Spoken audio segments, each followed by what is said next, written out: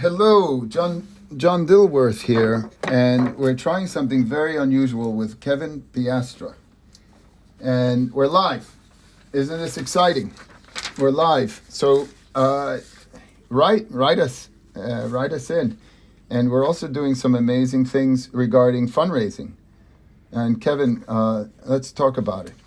If you want to join the call right now on this live, all three of you magical viewers, any of you, you donate to the donate button on stretchfilms.com.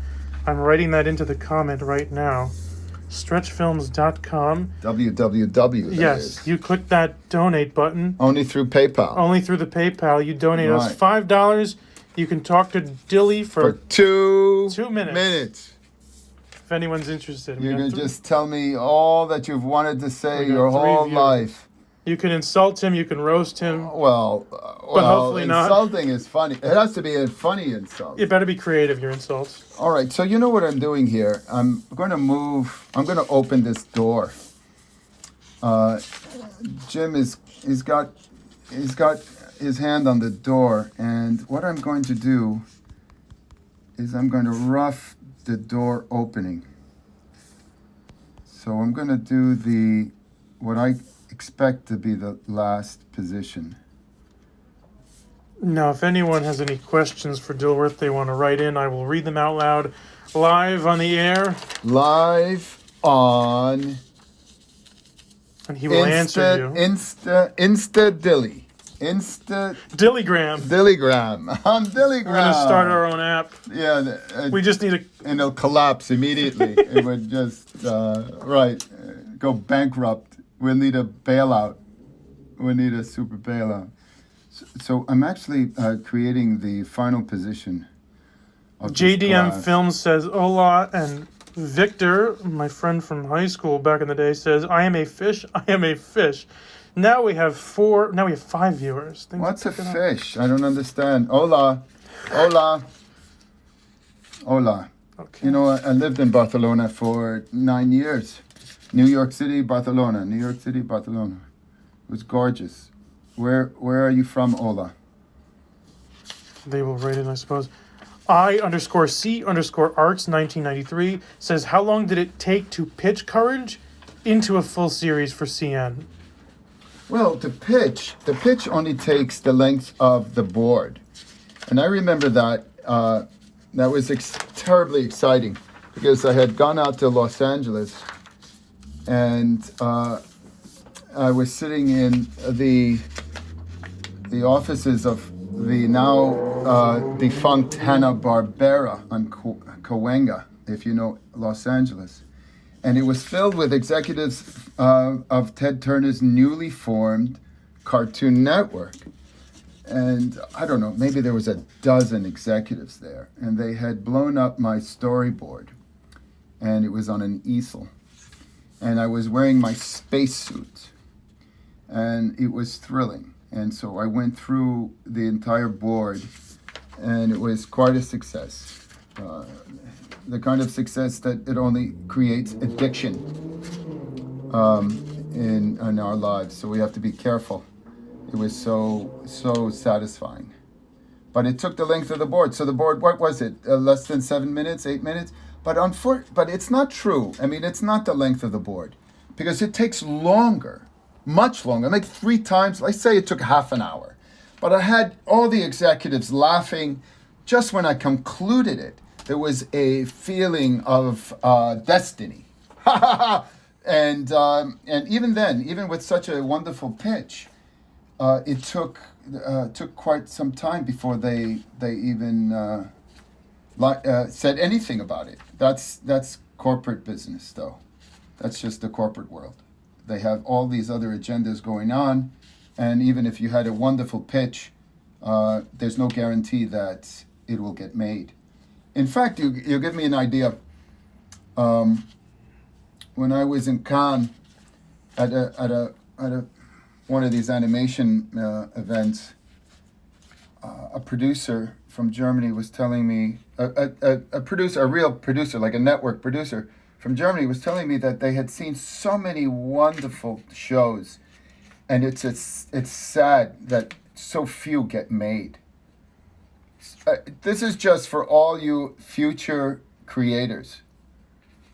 Despair, indeed, because you could have an amazing show idea. And I can't tell you, for all the mysteries of mysteries, it won't get made. And you're to walk away with the idea that you did the best you could, and you dust yourself off, and you do it again, if that's your thing, And that's why I was saying it's a little bit like an addiction. You get hooked. I can't, the thrill of pitching and the thrill of it's gambling. My colleagues and I, we often talk about Las Vegas style living, and maybe that's what it really is. It would just replace one bad habit with another, but if it works out for you, all the thrills. Mr. Sketchbook asks, how does it feel being the creator of one of the greatest animated shows of all time? How does it feel to be one of the smartest human beings I've yet encountered? How does it feel? That's so wonderful. Thank you for saying such a beautiful thing to me, especially when when there's so much going on that can distract from our own personal efforts to try and do good in the world.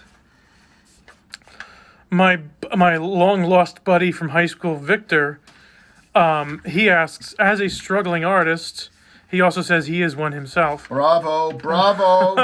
The Struggling Artist Club. I think I'll be the president or the treasurer with no money of that. Well, I'll beat you. Yeah. I put starving in the starving artist. You should have business cards printed up that says Dilworth Starving Artist. Right, but I couldn't afford it. Right, exactly. That's why we need those $5. Yeah. Dilworth. Dullworth. So Victor asks, how long did it take you to make your big break? What big break? What's a big break? What's a big break? Who knows? By the way, I have a theory, and it's not mine. It's not my original. That it's not the big break, but the little ones you don't notice.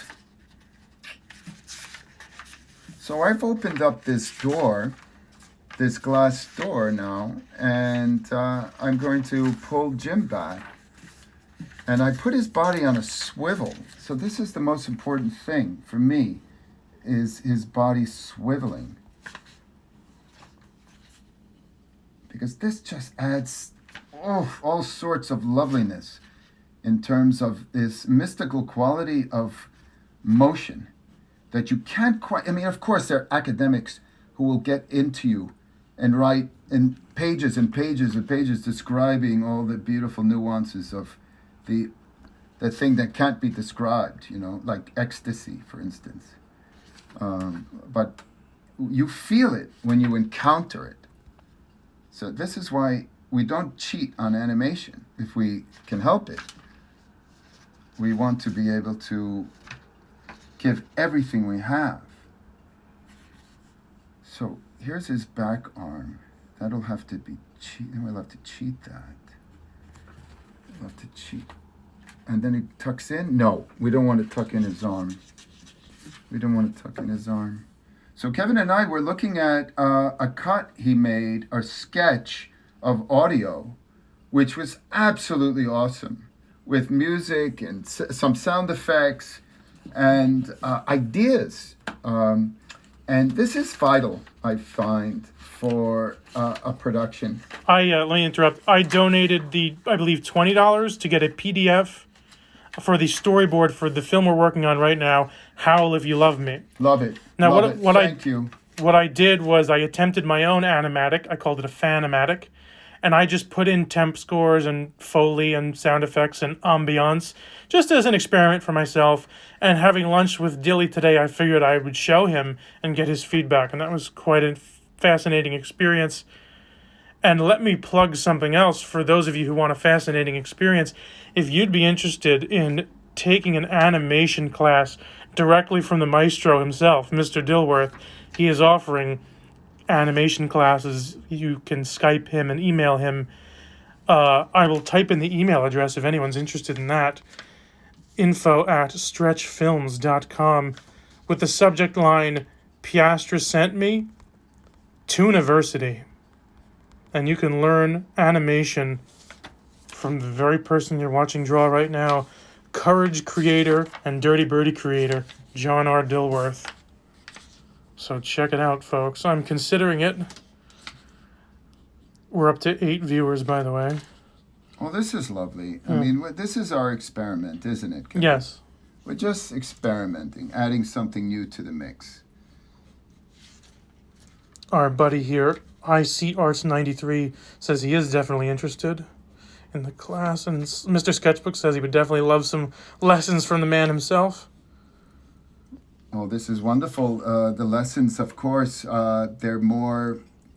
Yes, of course, with the idea I have for the university is we meet and we discuss where in your talents you would like to improve. So the classes will be tailored to you specifically. And then they evolve from there. An initial consultation. Just to learn where you are. Once you enroll, we will discover what you need, what will make you feel confident in pursuing this form of expression. And it could be for anything. You're filmmaking, independent filmmaking, or you have an idea that you want to develop and get it ready. Or the principles, just the principles, so you can be a better animator. And it doesn't matter if you're on Toon Boom or Maya or you're doing paper, the principles don't change. And not only that, as Kevin knows, the debate on what we're doing, the challenging on themes, on theories, on our qualities, this is what's more important. And then, of course, we go through the entire production from beginning to bloody end. We talked about the mix today, right, Kevin? Mm-hmm, absolutely. Even mixes, the art of mixing. And that's the final. And even, just natural in the course of working together one-on-one, because every student just gets me alone. We just talk about life in animation, industries, executives, the propaganda, the politics, the business. The inside scoop. It's just reality. Yes. And this is learning. This is knowledge. Yeah. So this is what Dilly is about. The things the film schools won't teach you. Well, I don't know about that. Maybe. I don't know. I don't know about that. It really depends on the level of the enrollee. Banana Art says, I definitely love to learn also, especially from a master such as yourself. Oh, I'm not a master. My goodness, Richard Williams, rest in peace, is the master. JDM Films says, I want a class from the master. Victor says, I could look into taking some lessons too. Well, write me at info@stretchfilms.com. Info@stretchfilms.com. Mm-hmm. And you put that Piastra sent me. Mm-hmm. I love that. So here we have the keys.